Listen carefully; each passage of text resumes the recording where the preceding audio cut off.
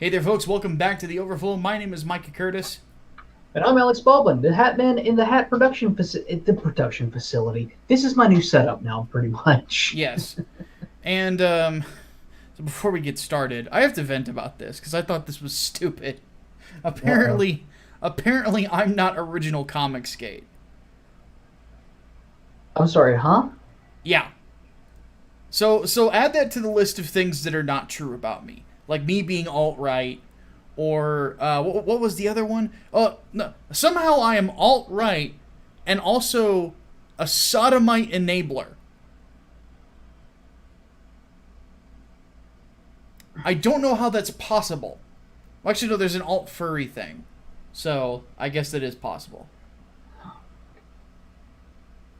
So add that to the list of people, the shit that people get wrong. That came to us from YouTuber Englewood, who is the only person I think in like the first generation of CG creators. He and Captain Cummings, who like it's just those two that I have never been able to get along with. Well, actually, no, that's not true. I got along with Captain Cummings for a bit. Then he stabbed me in the freaking back. But I kind of want to just get this clear when it comes to Comicsgate. You have Richard C. Meyer obviously started this whole bit and moving Comicsgate to a new phase by making his own comic. Then, after that, more pros started joining in.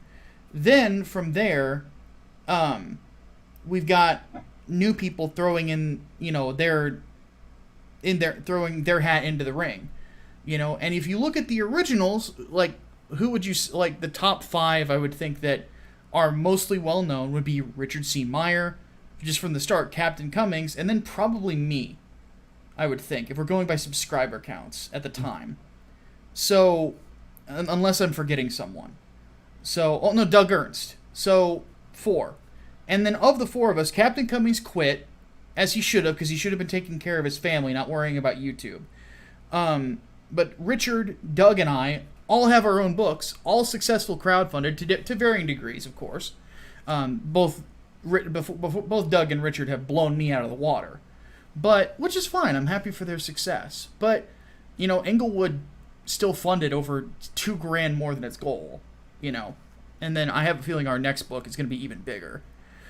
So you guys have no idea what we've got planned. It's going to be awesome. Oh yeah. But this is something that I wanted to comment on just because I thought it was, and you'll have to tell me if I'm wrong here. It really feels like there are some people that all they can do is complain when it comes to like this whole, oh, I was, old school CG, da da da. It kind of feels like the not like a hipster, but like the old guy drinking at a bar. I could have been a contender or something like that. It's reverse Gamergate in a way, because all the old guard of Gamergate ended up getting pushed out, and I bet you just believe it's about ethics and don't want to fight a culture war. Yeah. See, that elitism is just bullshit. Well, the funny thing about it is, like, what the fuck can you be elite over? Yeah, really. You didn't do anything! Like, you brought... Actually, no, that's not true. Because you brought awareness to a situation. And that, in and of itself, takes work. But, and we talk about this all the time, and some people are just... and I'll look at Englewood right in the face. Too stupid to understand this. So I'll spell it out for you. When it comes to markets, the way you approach them is simple. If you cannot stand the way things are going, you get the word out and you boycott. If the boycott does not work, which it didn't, any and all boycotts failed, I should know, mine did,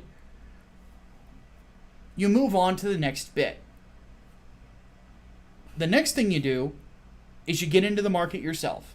And if you can't do it, you support the people who can. So, when it comes right down to it, you Brian Michael Bendis lookalike motherfucker, do me a favor. Get the fuck out of my way. And everybody else's way, because we've got shit to do. If you want to sit there and bitch, that's fine. You can sit there and bitch until the cows come home. But we're going to be bringing home the bacon. There you go. All right, let's go ahead and get right into it. Hatman, where should we start? Politics or entertainment? Do I have I don't have a coin. Is there a coin on the desk behind me? I don't know. Yeah, there is actually. Okay, cool. There are coins. Well, not really. So in the drawer.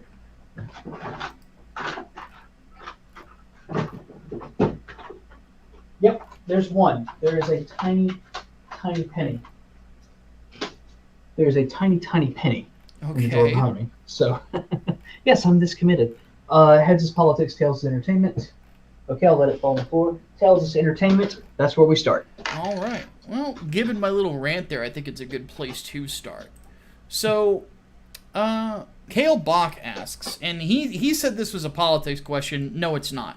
One thing to do, real quick. Just reiterating.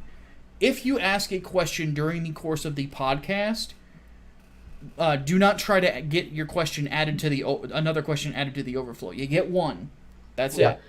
That, and if you email me a question or ask a question through Discord for the overflow on a day after the podcast, like I can understand a couple of hours afterwards, but like yesterday I got a couple of emails that were for overflow questions. No. Those will get answered on the next overflow. Like you gotta be within that time frame of podcast, not like between podcast and overflow, and hope that you get in. Exactly. So what Kale Bach asked is, who has the better government, the Eldar, the Orcs, or the Necrons? Are any of them the Imperium of Man? Because if they're not, I don't care. They're targets. Yeah.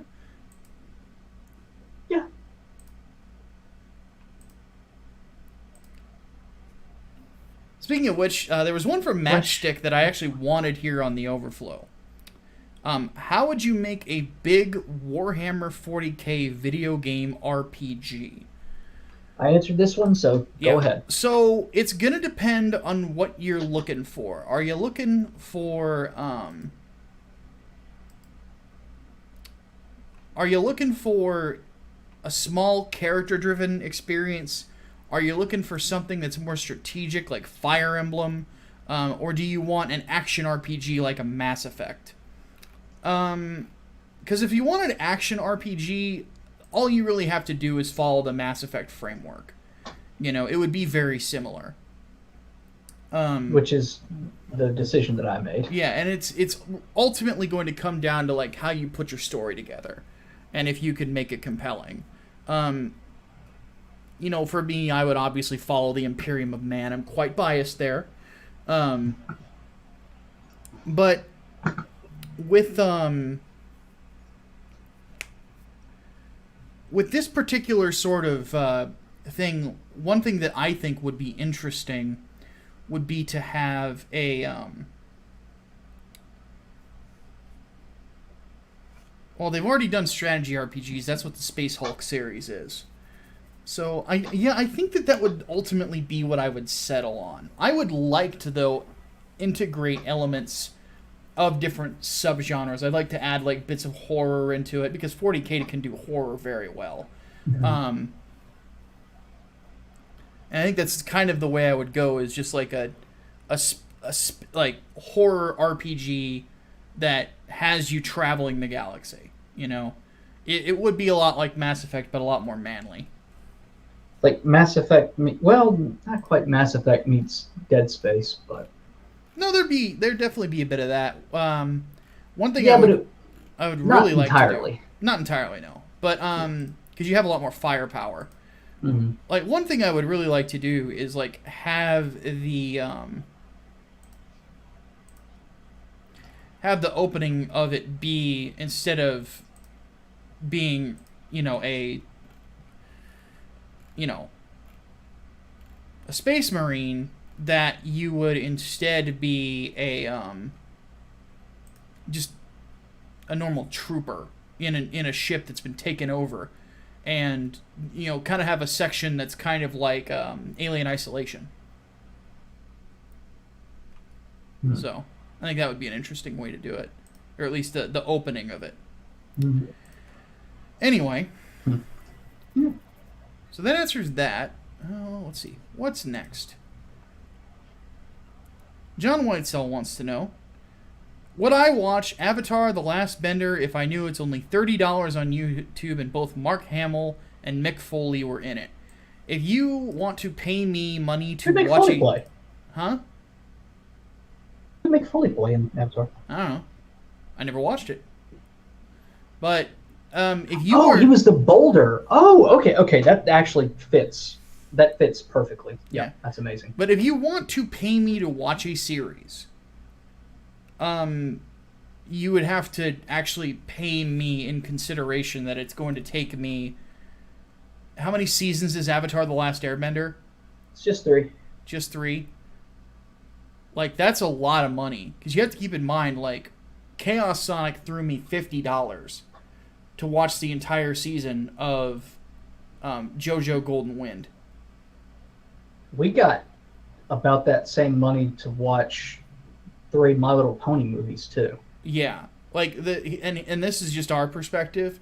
You have to keep something in mind with that. Is if I am not interested in it, and I have said that, I'm not going to go out of my way when I have comics to write and other stuff that I would like to be doing. I hate to be such a prick, and I feel like a prick when I say this, even though I have a YouTube channel. YouTube is a business. Like, I'm not going to, tell you otherwise. I think if I did, it would be very dishonest of me. But it's a blunt truth, is that if you really want me to watch something, you're going to have to pay for me to do it. If you really want to get my opinion on it, because I just cannot. Yeah. Well, you have to buy my time. I hate to say that, but you do.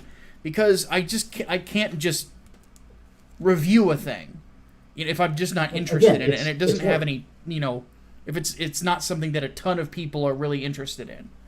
Like, I can't see Micah reviews Avatar: The Last Airbender being something that a ton of people on my channel would just stop and watch if they saw it in their subscription inbox. They'd probably go, why the fuck did it take him this long?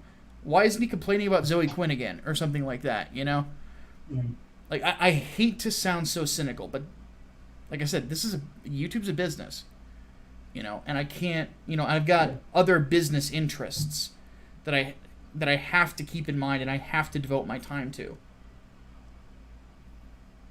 Yeah, it's work. I mean, it's labor, so you gotta pay for it. I mean, that's just how it is. I'm not trying to be an e-beggar. I would like to think that I do give something in return. I mean, I'll talk about Avatar all day, but that's because I've seen it already. Yeah, so. And that's also why, like, my Things I Love videos don't get done quickly. Like, I take my time with them because, first off, I like the fact that they're few and far between. They're not something I'm doing every week.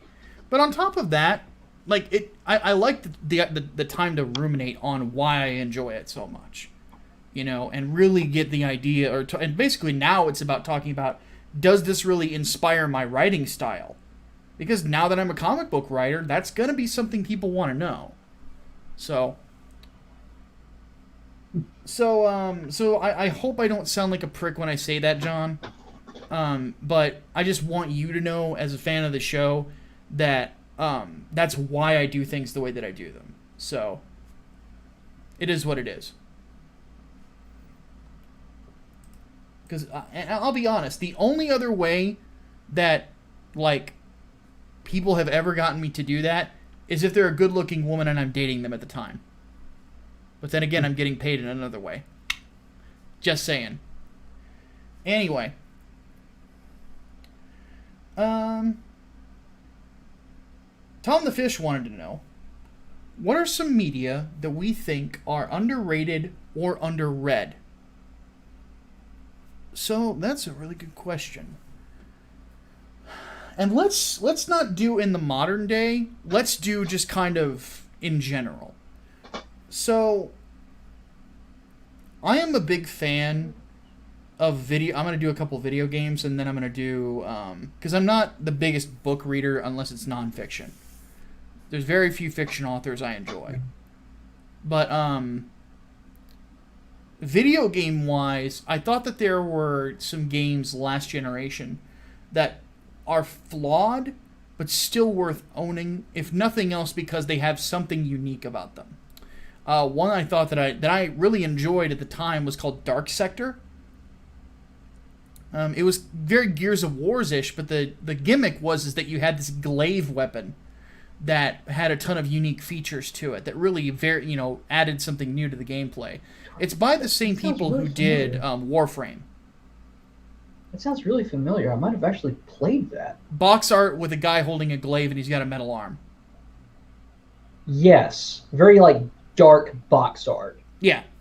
Most of it's black. Yeah, Edgy Von Edgerton. Yeah, yes. Basically. Yes, I played that. Yeah. I don't remember much from it, but I remember playing it. Well, the story is admittedly not memorable. It's the gameplay that's a lot of fun. But it's admittedly short. The other one, game-wise, would be Splatterhouse. Which, we've talked about that before. Yeah, now, everybody has probably seen me break out the terror mask. But, if you want to know why it is that development house sent me that mask for giving them a fair shake, they sent it to me after I wrote the review, not beforehand. I had really good relations with Bandai Namco. Was it Bandai Namco? Yeah, Bandai Namco, who published it back when I was a game journalist. And watch Matt McMuscles' What Happened on Splatterhouse, and you'll understand why they were so happy that they got a fair shake. A lot of people didn't give him one. But then again, that's something that I realized very early on as a critic. And now that I'm also, seeing the other side of as a creator, is it's important if you're going to be a critic to be fair to people. Because if you're not going to be fair, or you're just in it to be a snarky cunt, people are not going to like you that are creators. And the big problem is that it doesn't help things, because those creators who are these snarky assholes, they get off on that, and they get off on the reactions. So it's better to just ignore them completely. Why do you think Jim Sterling barely ever gets review copies anymore? Publishers just don't want to interact with him because he's an asshole. And that's something I can speak to you as somebody who, this was years ago. I talked to PR firms about him. They didn't like him because he's a dick. It's not fun to manage, PR for a company and get to know some of the people who work there, and then this fat British fuck just lambasts everything you do. Sometimes even unfair criticisms. Look what he did with Senua's Sacrifice for reference. And then all of a sudden it's like, well, now you've got this review on Metacritic, and a lot of publishers dictate bonuses on Metacritic scores. Look up what happened with Final Fantasy, Fallout New Vegas, and how big time talents like Fergus Urquhart or and Chris Avallone got fucked out of bonuses because of vindictive reviewers who tanked the fucking score for Fallout New Vegas at launch. They lost out potentially on millions of dollars. Now, to be fair, I am of the opinion, and if I were to run a game development studio, I would base bonuses on sales alone. Fuck critics. Seriously. Fuck them. Yes, I'm hitting the button. Fuck them. Fuck them.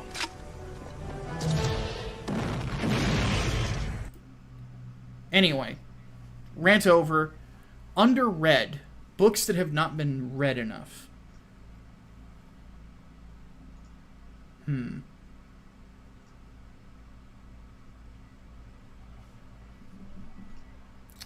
going to give two.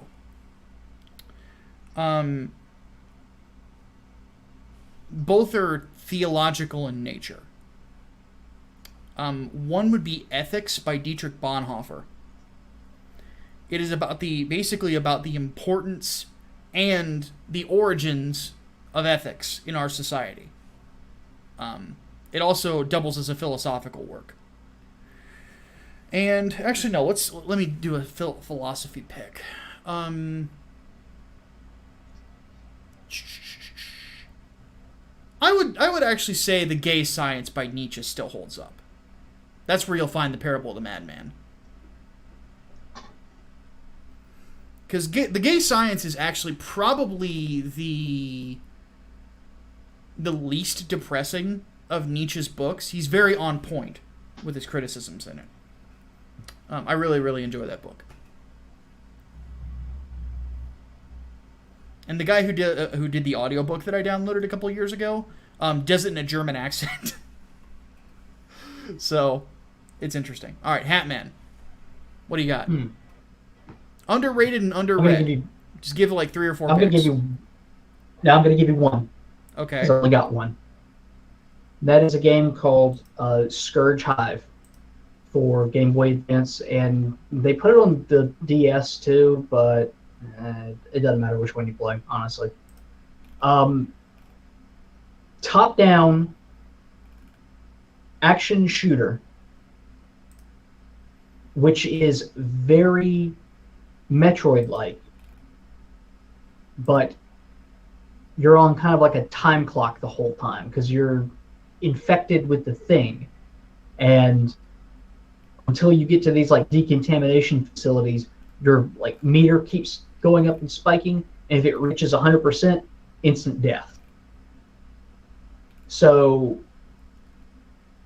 it can get really fast fucking paced in some places.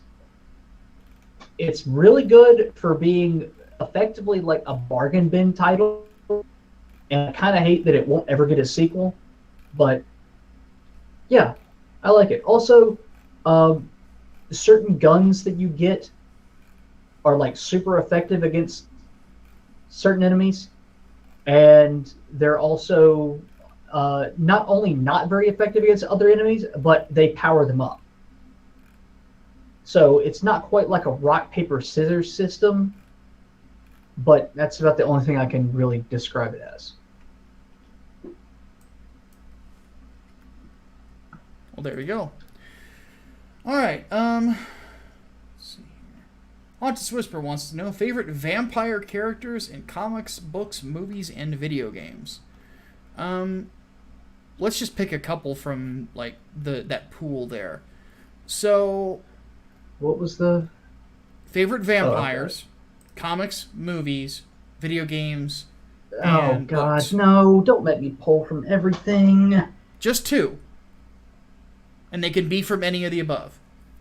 All right, I'm going to go with the the stereotypical Morbius living vampire, and I'm also going to go with Count Dracula as depicted by Gary Oldman in Bram Stoker's Dracula. Good pick. The movie. So I'll pick 2 different ones because Dracula would have been one of mine. So instead, I will say Kane from The Legacy of Kane. Nice. Can't beat Simon Templeman's voice acting. And then... Castlevania Dracula? No. Actually, I'm going to go with Lestat as depicted in Interview with the Vampire by Tom Cruise. Very good. Very good pick. Great. It's probably my favorite performance of his. Ironically enough, I watch that movie every Halloween. It's a good one. It's a very good movie. All right. Let's see what's next here.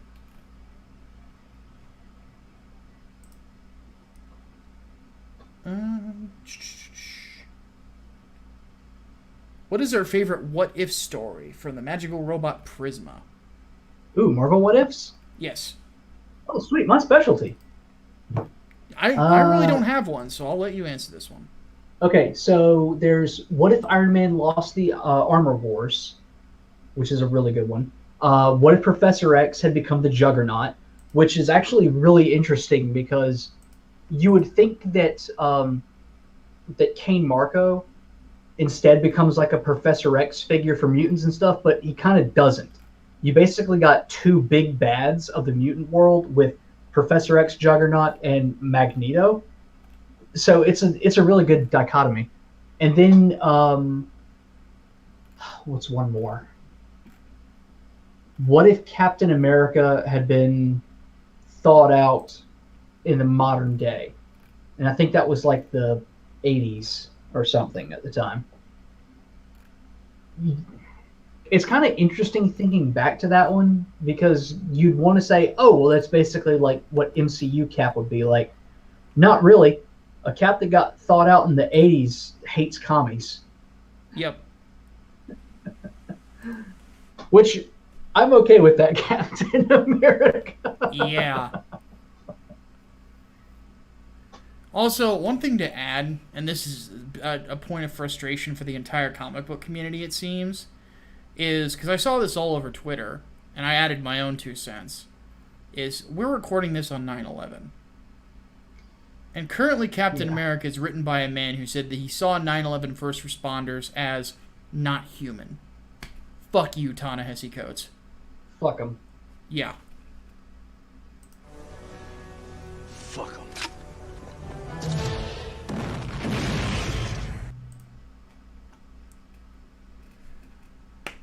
Norton asks, have we watched Vinland Saga? No.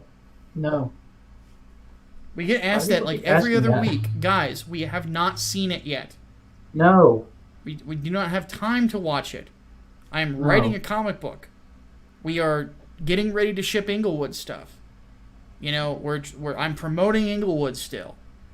There's a reason why I don't really have very many picks of the week nowadays. Yeah, we are scratching to get them. Like, just to have something to review on the podcast. Mm-hmm. We're very busy. Like, we're probably busier than a lot of other channels that are, like, we're close to 900 subscribers for the podcast, and I've got close to 20,000 subscribers on my main channel. We're a lot busier than a lot of people with those kind of views get. But I think that's also because we're not doing this full time either. Yeah, exactly. Like, we both got very busy day jobs, too. Thankfully, I'm now working a job where my hours are less and I'm getting paid more. So I can probably start watching some of this stuff. But I got personal life shit, too, man. It's stuff to do at church, stuff to iron out. You know, it's not easy. But we do this because you guys love it, you know, and we probably have the most dedicated fan base, you know, of anyone on YouTube. You know, let me just put it this way. If somebody on YouTube fucks up, oftentimes their fan base turns on, their channel's dead in a year. With us, if we fuck up, we admit we fucked up, we apologize. And I think because we've been willing to do so and we've been open, we have a much more devoted fan base. Mm-hmm. So it's just, we just do not have time to sit down and watch a whole fucking anime. Mm-hmm. So, Eclectic 1990 goes back to the whole pay for it thing. Like, if you guys want us to watch something, you kind of have to buy time. Yeah, Vinland Saga is not on like the top of my list. That's not even how I unwind these days from work. Like, I like to play video games when I get home, you know, and like stuff where I'm blowing shit up and I don't have to think about it, like Gears or Tekken or like, well, that's beating stuff up, but you know what I mean. So. Alright, Eclectic wants to know, which manga artist would you like to see take on Marvel superhero characters and story? Oh, that's easy. Kentaro Miura. What was his name? Which one are you thinking?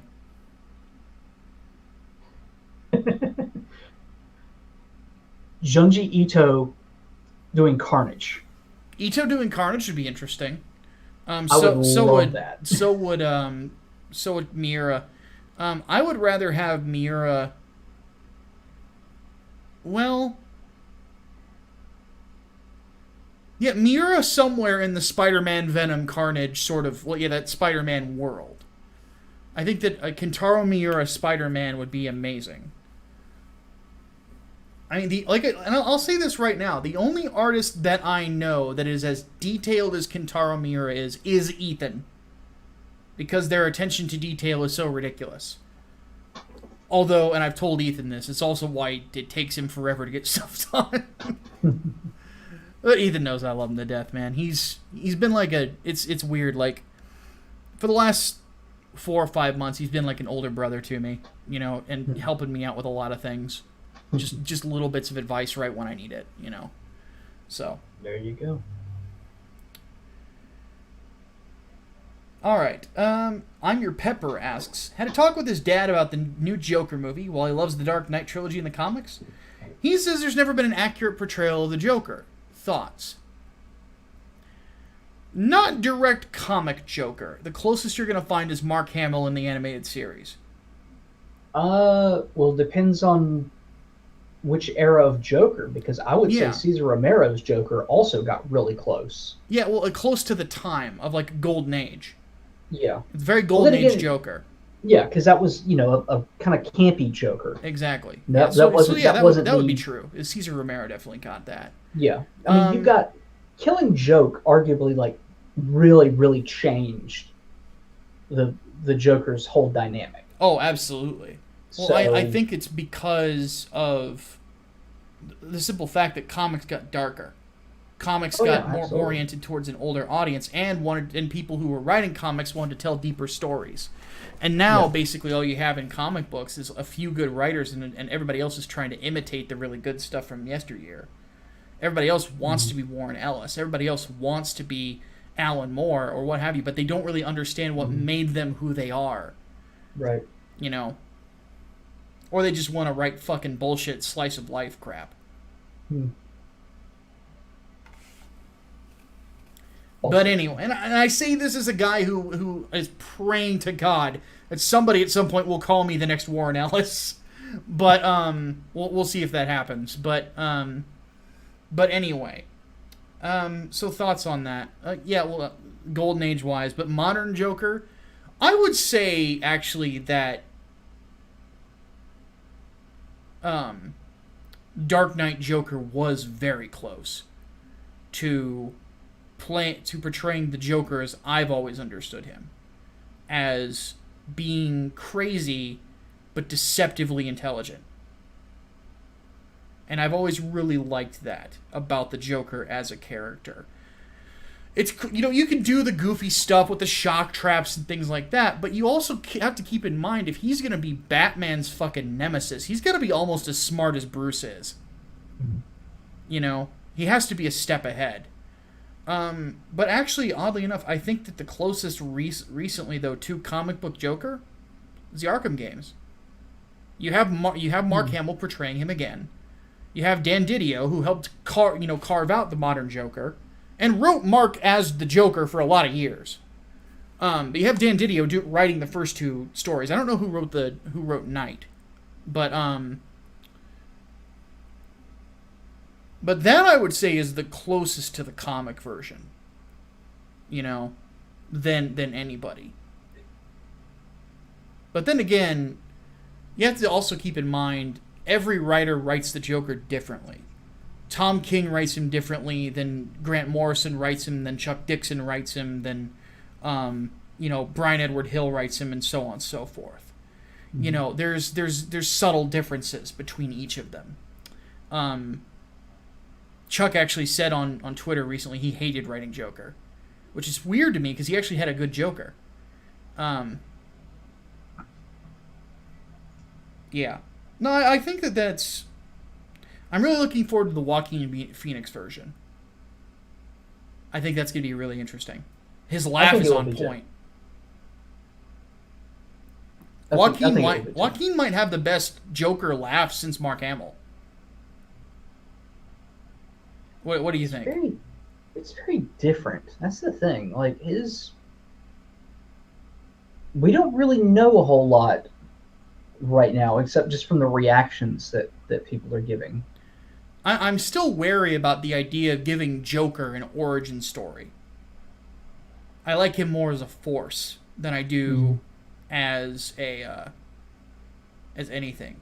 On the flip side, though, of all the people in Hollywood that I would like to see play the Joker, they picked Joaquin fucking Phoenix, the one guy who, aside from Heath Ledger, can play him well. Oh yeah, I mean, talk about amazing character actor. Oh yeah, just watch Gladiator. Fuck. That's all I have to say. That. Watch Walk the Line. Well, I'm talking about him as a villain, though. Sorry, I should have expanded on that. Well, yeah, Walk the Line's incredible too, but like Commodus is like one of the best villains in fiction ever. Oh yeah. Oh no, he's great. I'm talking as far as like how deep he goes into a character. And he won an Oscar for that one, didn't he? I think he might have. I know he was nominated for Best Supporting with Gladiator. And then Gladiator ended up winning Best Picture that year.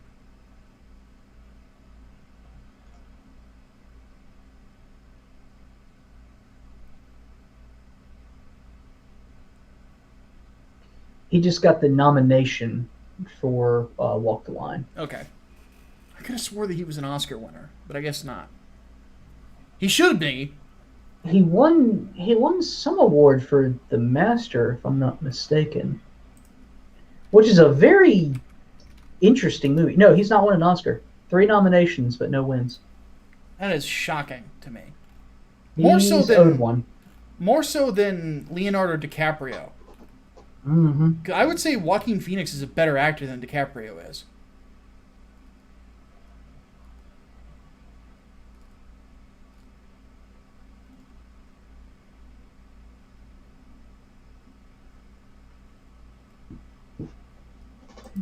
But anyway, I'm hoping that he continues to play the character. I would like to see him be in this Robert Pattinson Joker Batman movie. I think that would be really cool. Yeah. I would too. It wouldn't surprise me if they tease it at the end of the Joker film. Supposedly there will be a young Bruce Wayne in this. Well, that's good. Because Joker was always older than Bruce. Right. Well, apparently Thomas Wayne is supposed to be in this too, and he's not going to be a sympathetic character at all. Interesting. So that is very interesting. Who's playing? Needless to say, I'm actually kind of hyped. I'm hoping that they would bring back Jeffrey Dean Morgan to play him again, because he was basically in Batman v Superman to get shot. Yeah. Whereas he's such a good actor, you know. But anyway. You want a less sympathetic Thomas Wayne? Yeah, put Negan in the role. Little pig. I'm growing my beard in anticipation of being Negan for Halloween, but I haven't decided yet. I think I'm a little too big for it, because Negan's so fucking scrawny. It's kind of weird looking at Negan, especially in Tekken 7, and being like, I could whip his ass!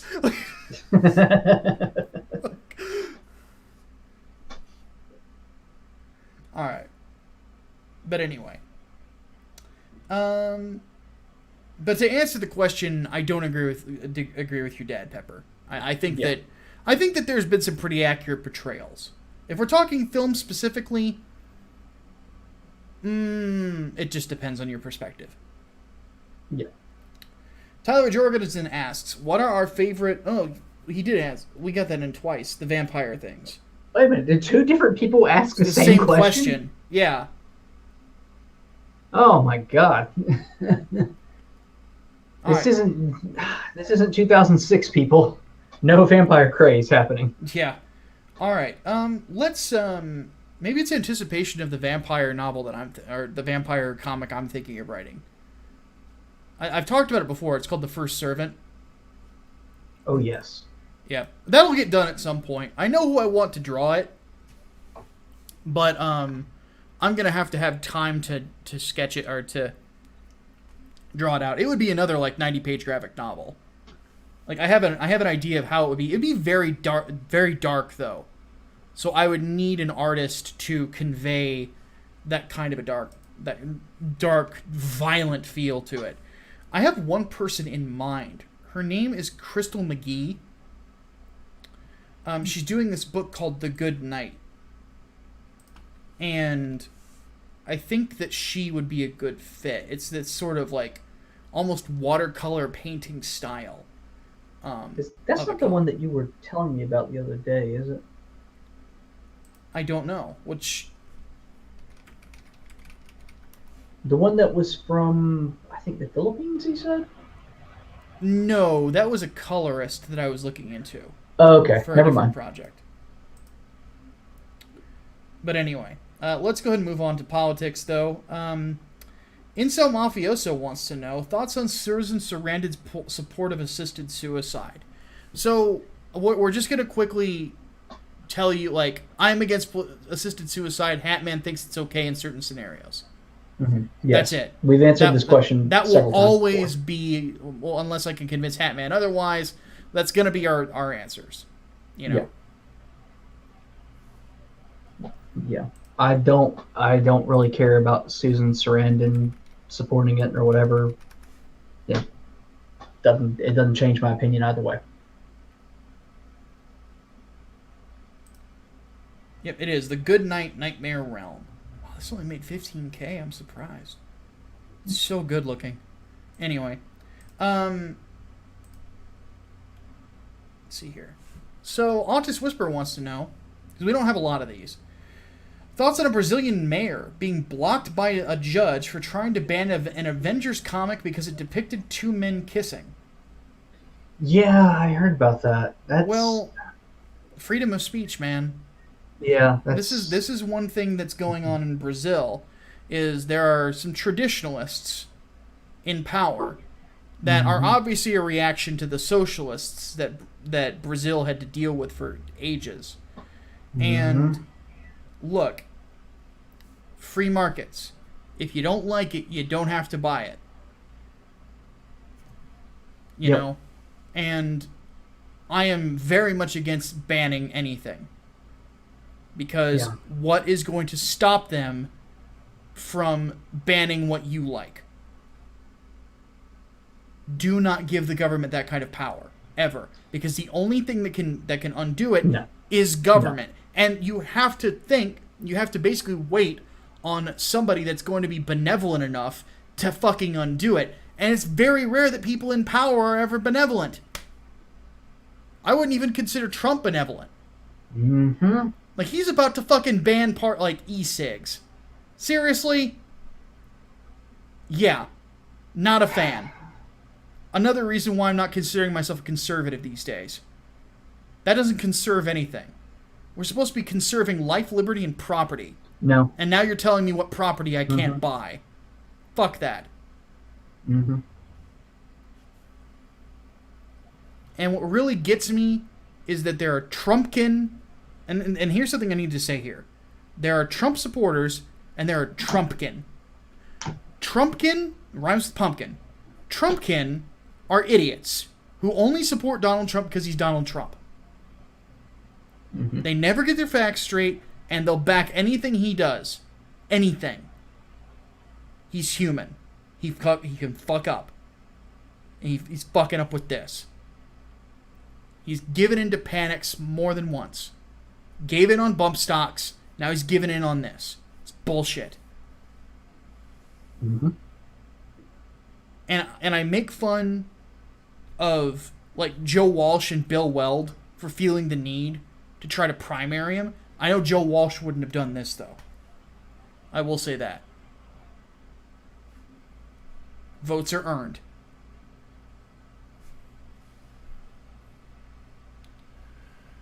Alright.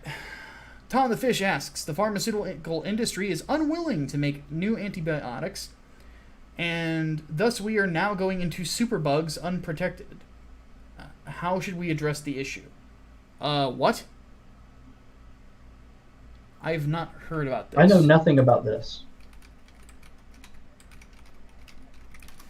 Alright, on to Google.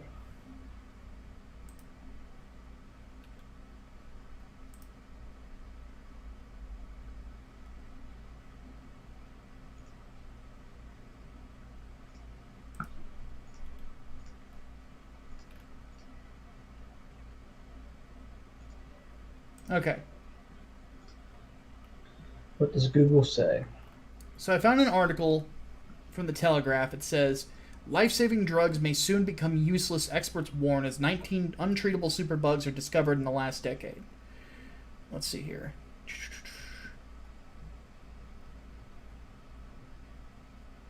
So they've got MRSA and gonorrhea on here. Mutant versions of it. Now, there's only 5,000 people that have died from such things.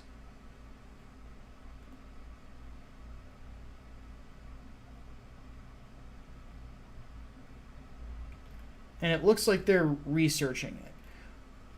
I have not, like... But in this search, I'm not seeing anything about companies, like, refusing to do it.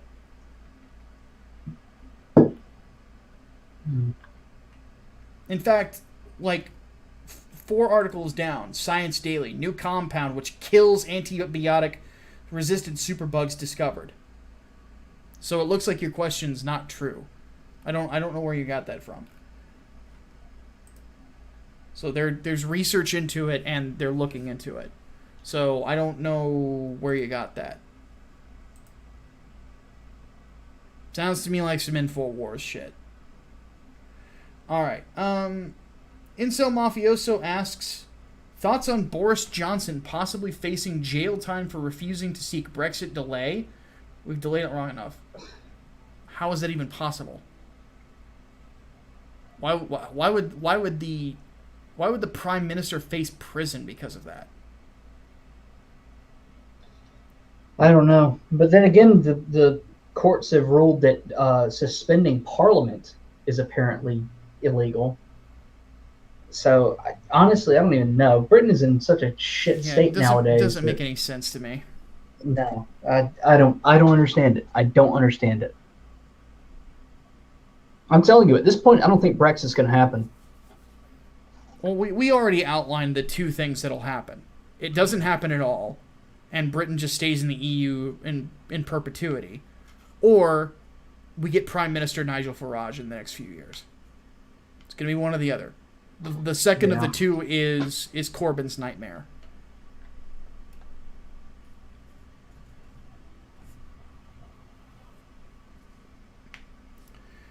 Okay, final politics question, final question of the Overflow, unless we have some that I forgot.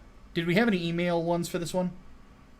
Not for this one. Again, you guys, your email questions, send them during that podcast weekend. Usually we record Overflow on like Tuesday, sometimes Monday, sometimes Wednesday. Get it Saturday or Sunday. Those days, usually that's fine, and we can toss them into the Overflow. But like, don't do it after that. Otherwise, it'll get sent to the next one.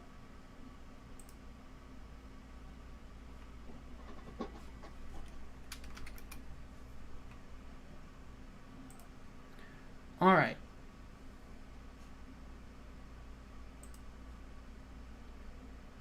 So, final question is it fair to say the Democrats' rage against Trump is in part because he's one of the few Republicans who doesn't take their crap and instead fires back at them? Maybe a little. I don't think that's the big thing. You have to keep in mind, look at if you want to know how the Democrats really think, you look at the Democrats who don't play politics. They're just fucking themselves, and they're also kind of evil, and that would be the Squad. They don't call him the president. What was it that they called him? Not interloper. The usurper? No. The occupant. Mm-hmm. That's all they'll call him. Why? Because he deprived them of power. You have to keep something in mind. The progressive wing thought that the election of Barack Obama was going to be, I hate to do fucking, like it's Poe's Laws, the Nazi thing. They thought that was the beginning of a 1,000-year Reich. They did. They thought that, like, conservatism was dead, progressivism forever, blah, blah, blah. Completely ignoring the fact that conservatism thrived under Obama as a philosophy. You know, you had the Tea Party, and then, like, conservative media became big through alternative media over the course of 8 years, which, of course, you know, partly led us to Donald Trump. But they see him as somebody who deprived them of 8 more years of progressive rule and the inevitable socialism that they thought that was going to lead to. That's the main reason they hate him. It's not because he talks shit. That's why the media hate him. Because he'll talk shit to them. With the Democrats, they legitimately thought that it was a nothing thing, and that Hillary was going to be president. Then after her, you were going to get your socialism and blah blah blah. You know, that's the main reason.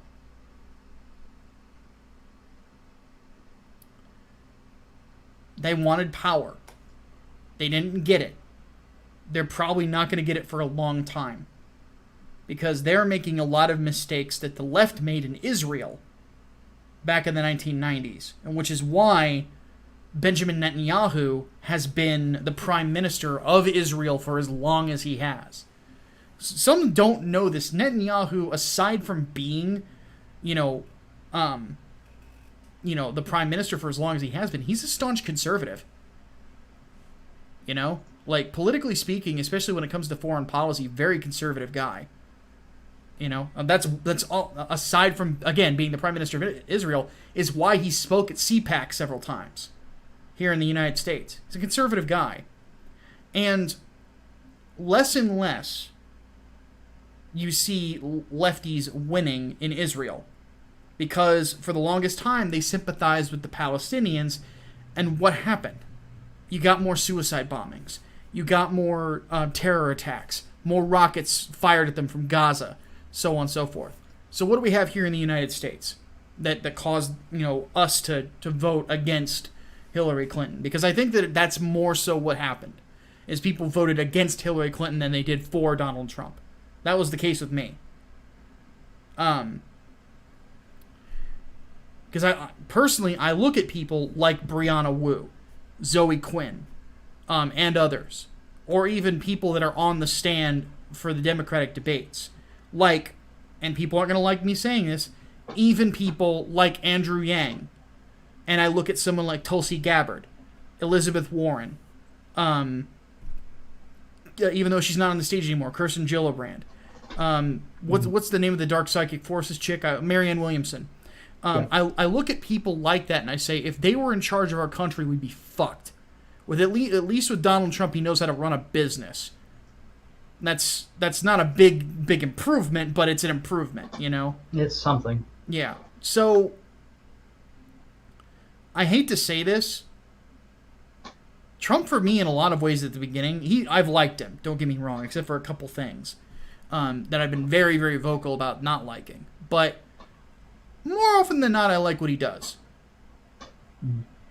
But for me, I am not of the opinion that if Ted Cruz had won the primary, that we would have the same things going on through our government.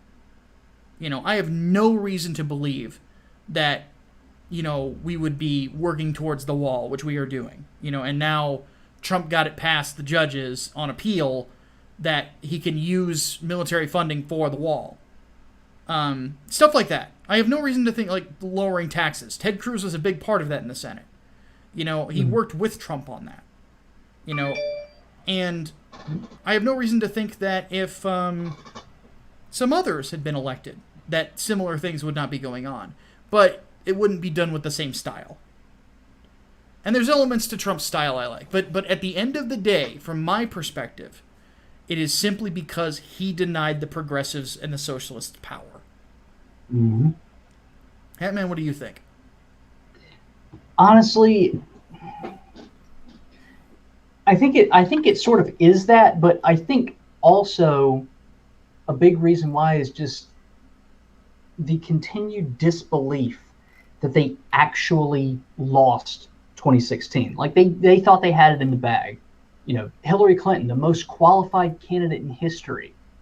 It was a guaranteed thing. It was a surefire thing. 99% chance to win. I mean, Trump literally had 100-to-1 odds and still beat that. it's their overconfidence. To use a Luke Skywalker line, their overconfidence is their weakness. I mean, they were expecting a big blue wave last year. They didn't really get that. They took the House, but they didn't get their big blue wave. Yet they still tried to play it off like, oh, a blue wave totally happened. No, it didn't. No, it didn't.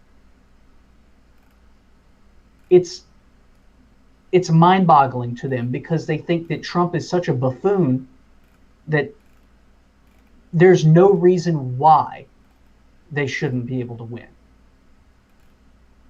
They can't see the forest through the trees. I mean, it is that lack of self-awareness that drives them to hate him so much. This vitriol, absolute vitriol. I mean, you didn't see this level of hatred levied at Obama from the Republicans, during his 2 terms. I mean, yeah, you saw hatred, but you did not see absolute panic. 100%. We have to defy him at every possible angle because he will destroy everything. I mean, you did not hear during his election years that he is a literal threat to democracy. That the election system as it stands depends on him losing. You didn't get that. You got that with Trump. I mean, they see it as losing to a reality star. The whole Russia narrative. I mean, it's freaking Siri got activated. It's something that they just. It was embarrassing. It was absolutely embarrassing, and there's nothing they can do to fix it short of actually revising their policies and not swinging so far to the damn left. But unfortunately, maybe 2020 will teach them, but I don't think it will. No, they're going to have the exact same reaction. I actually think that if Donald Trump does not declare Antifa, and this is my cynical prediction, if he doesn't declare Antifa a terrorist organization by 2020, I have a feeling that there will be some very bad violence in Washington during the election if he wins again. And I think it'd be worse than the last time. Which is why I think it needs to happen. Because if you do not put... it's come to the point where local places, some have made up their minds on how to deal with Antifa. New York, oddly enough, being one of them. New Jersey being another. Southern states obviously have unmasking laws, which ironically were there to unmask the KKK. Certain places in Texas will basically arrest Antifa on sight. I think it's in Houston, oddly enough. Things like that. But there's no consensus on how to deal with them. And the problem with a group like this that is as organized as they are, if you do not have a consensus nationally, you can run into problems. Mm-hmm. So...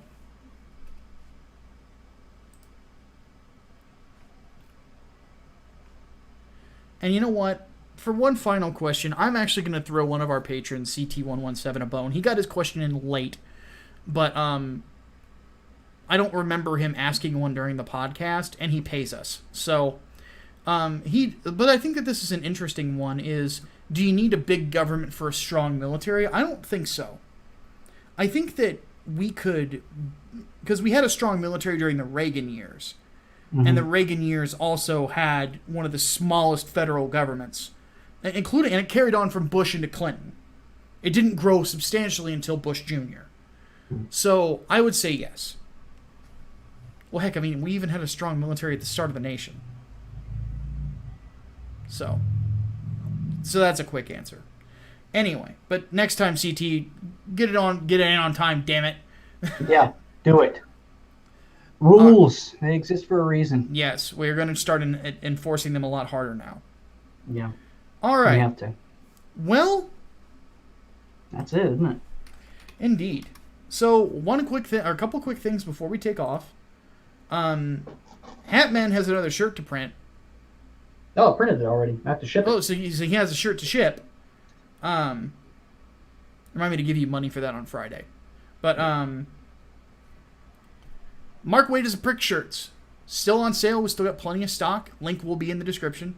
You can also, if you don't see the link in the description for whatever reason and I forgot, hit me up. I'll supply the link. Also, Englewood is on in demand. We've still got stretch goals to hit. We're pretty close to one of them, oddly enough. We're about, I think, less than $400 away from 10K. My internet is being really weird, so I'm trying to. Yeah, we're a little under $9,500. We would like to get to 10,000 or 15,000 even. We are going to probably close the campaign mid-October. Mm-hmm. I'm going to talk to Ethan about closing it on Comic Artist Pro Secrets Live. He's been a big help when it comes to this campaign so far. So, and a lot of people really like those streams and being a part of the last push. So I'm really looking forward to surprising to doing that and surprising everyone with how good it is. On top of that, no, I think that's about it. Yeah. Hatman, any final words? I like this new setup. It's kind of cramps, a lot of stuff that needs to be moved around in here. But well, here's the this is real, it. Here's the real kicker. You have not become a robot once. Oh my God, the robot Hatman might actually be dead. Alrighty, folks. We really appreciate y'all stopping by. Now, my name is Micah Curtis. I'm Alex Baldwin, the former robot Hatman. We'll see you guys later. Dave's fault. Dave's fault.